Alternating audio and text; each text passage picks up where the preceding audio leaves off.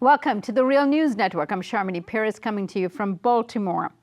According to the CIA and the International Center for Study of Radicalization, it is estimated that at least 3,000 young men from Tunisia, mostly under the age of 30, has visited Syria to be trained by the Islamic State. This is critical information relevant to unpacking who is responsible for the attacks that took place in the Tunisian capital, Tunis. The two gunmen in military gear rushed the Bardo National Museum in Tunis on Wednesday. They killed 19 tourists and 24 more were injured before security forces raided the building to end the siege, killing the two assailants. Joining us now from New Orleans, Louisiana, is Mohamed-Salah Omri. Mohamed is an associate professor of modern Arabic language and literature at the Oriental Institute at the University of Oxford. Thank you so much for joining us, Mohamed. Thank you. Glad to be here. So, Mohamed, what do you know so far about the incident that took place and who's responsible? Well, first of all, my heart and condolences go to the victims and parents and friends and to the Tunisians who I think are in shock at this moment. What actually seemed to have happened is that two people, possibly more, disguised in military gear, entered the Bardo Museum, which is a national institution and a world-renowned museum, which is adjacent to the parliament, and went on a shooting rampage. And the disastrous outcome is what you outlined in the news a minute ago. So the attack came days after the death of Ahmed al-Rusi, a Tunisian who's also known as Abu Zakaria al-Tunisi, who led the contingent of Islamic State fighters in Libya. He was killed in clashes with the Libyan troops, I understand, in Sirte, which is a stronghold of the former President Gaddafi. Now, what do we know about this kind of influence that's going on in Libya and its relationship to what's happening in Tunisia today? Well, the borders with Libya have been a source of concern, and ever since the revolution in Libya started, actually. And but while the flow of people at the beginning was mostly refugees and a lot of them still living in Tunisia, that particular border, as Libya's situation went downhill and very violent, became porous for smuggled goods, but also for the movement of people across from Tunisia to Libya and then on to other parts like Syria, but also of Libyan, mostly weapons coming in back from Tunisia to Tunisia, or Tunisians go and train or run away. For example, Ansar al-Sharia, who were accused, and their leader accused of the killing of the left-wing leader Shukri Belaid, ran basically and took refuge in Libya, and Ruisi, one of the key suspects in that killing, seemed to be part of that contingent. So as long as basically what happened to Libya has a direct effect on what happens in Tunisia. And so begin explaining to us what is happening in Tunisia that is causing such an exodus of young people to go to a place like Syria and to get trained by the IS? At certain level, the number is shocking because really you don't associate Tunisia with that high number of militants intent on taking part in this sort of quote-unquote holy war executed from Syria and Iraq.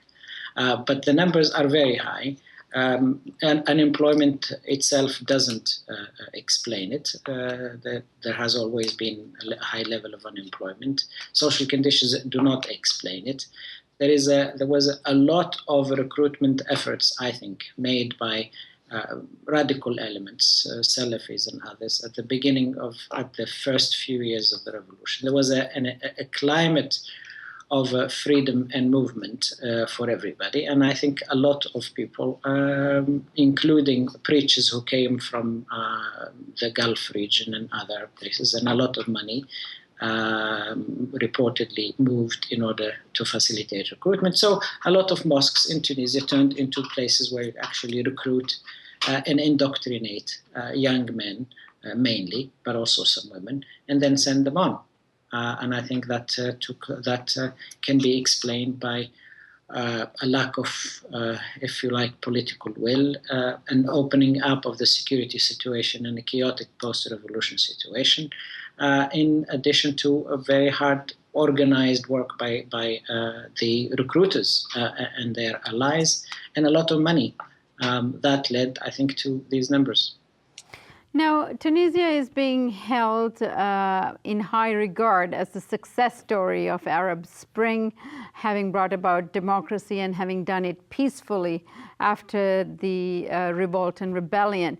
Now, what are the conditions on the ground now, and is that a true story, or is that a myth I just described? At the political level, I think and I still believe that the process in Tunisia is very, very good and on track. Tunisia had witnessed a number of very successful and free and fair elections since 2011, unlike almost any other country in situations similar to that in that part of the world. There was several transitions between government peacefully. The economy did not stop altogether. The social life continued, and a lot of opening up of the society.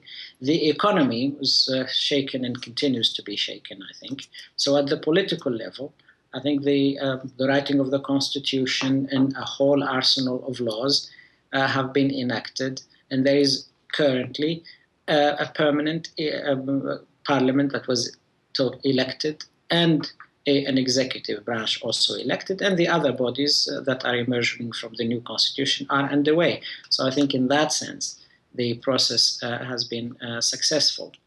Has Tunisia been able to contain the festering terrorism that started first in the fringes and directed itself at the military and the security services, and then seemed to have moved on now to the tourists for a very specific reason that we come back to? I don't think it has. So that's, I think, the picture as I described. Elaborate on that point. Why the targeting of tourists? Well, I think that's the lifeblood, more or less, of Tunisia, and its soft spot as well. Tunisia, before 2010, I think it received about 7 million tourists. And there was a lull in tourist activity, but that picked up. So tourism is a main source of foreign currency for the country. The openness of the country continued, and the image of marketing, if you like, Tunisia as a place where you can come, have fun, has a cultural richness as well, succeeded. There was no major setback. So it was, in a sense, this was an expected target. If people are intent on breaking an economy like Tunisia, what you do is you simply hit the tourism sector. We remember there was a case like this one in Egypt called Luxor, an attack on tourists, and that led to a hiatus, if not almost complete shutdown of tourism for about 2 years in Egypt. Right. So and this is very clever in that sense, as the European and the rest of the Western world cannot just dismiss it as, something that happened in Northern Africa. This really hits home. So in terms of target and strategy of the IS, it's a very clever one. And finally, Mohamed, my last question to you before you go. I know you're very busy today and probably has a number of other interviews to do. What do you think will be the response of the state to this incident now? Well, the response of the state at the public statements are strong and united, and there was, I think, even a public response in terms of demonstrations and so on. But my feeling and hope, actually, is that the government takes the question of terrorism more seriously than it has thus far.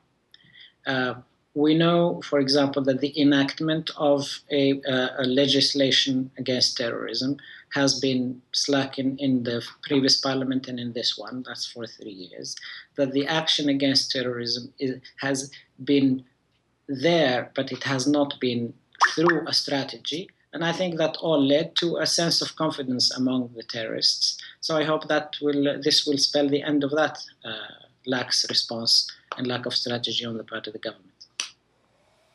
Mohamed, thank you so much for joining us today. Thank you. And thank you for joining us on the Real News Network.